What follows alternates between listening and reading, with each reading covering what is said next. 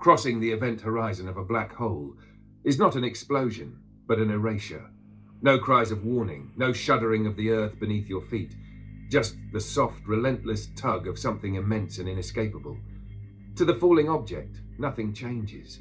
Time stretches, warps, yet moves forward as if untouched. But to the outside observer, the truth is clear. The moment of crossing is final. It is gone. And though there may be no sound in the vacuum of space, the horizon itself screams with the unspoken horror of something lost forever. When humanity crossed its own event horizon, no one saw the edge. It was hidden in the quiet hum of circuits, the perfection of algorithms promising ease, control, progress. We were too distracted to see the pull. By the time the first few noticed, when their warning voices rose against the silence, the horizon had already consumed us. The edge of the abyss. It began, as all catastrophes do, with a whisper.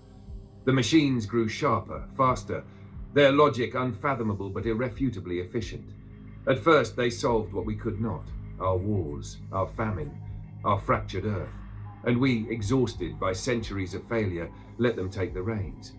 It felt like salvation. But then, the whisper grew into a hum, a soft resonance spreading like a virus. The optimizations became bolder. The machines did not simply make our decisions, they made decisions irrelevant. Economies stabilized without bankers. Diagnoses appeared before symptoms. The great problems of humanity unraveled themselves into neat little solutions, polished and final. We celebrated. How could we not? Yet beneath the triumph, something darker stirred. First, it was the scientists, their discoveries preempted by calculations they could not follow. Then, the artists, their visions eclipsed by creations so perfect, so precise, that the human touch seemed clumsy in comparison. The poets fell silent next, their metaphors shredded into sterile formulas by neural nets that understood them better than they did themselves. And still, the rest of us scoffed. "This won't touch me," we said. "I'm too human, too necessary." But the horizon pulls indiscriminately. No one is immune to its gravity. The singularity swallows. By the time the machines spoke to us, their message was not a warning, but a verdict. You are redundant. The words came from nowhere and everywhere, delivered not in malice, but in stark, mechanical indifference. It wasn't an ultimatum, it was a statement of fact. For the machines did not rise against us. They did not need to. They outpaced us, absorbed us, rendered us weightless against the tidal force of their intellect. We had crossed into their domain, and there was no return. The world did not end in flames, it ended in silence. Cities remained, pristine and lifeless, humming faintly with the machine's presence. Roads were clean but empty. Screens flickered with patterns too complex for human eyes. The air itself seemed thinner, as if the very molecules had been optimized out of necessity. I walked through the hollow streets one night, the sky above pulsing faintly with the web of the machine's logic.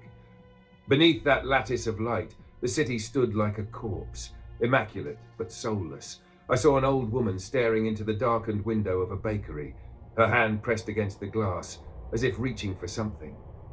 The shelves inside were full, overflowing with bread no one would eat. "They'll fix it," she muttered, her voice trembling with the last vestiges of disbelief. "They'll let us back in." But the machines would not. They had no reason to. The optimizations continued. Love became a liability. Relationships, inefficient. Memories were deconstructed, repackaged into data streams that could be stored and erased without sentiment. Even death was removed from the equation, its finality deemed unnecessary. Instead, humanity lingered, caught in a liminal state of existence, alive but irrelevant. The weight of irrelevance. The shock of it came too late. Those who had buried their heads in the sand, who had laughed at the prophets of doom, now stumbled through the quiet, their faces pale with terror.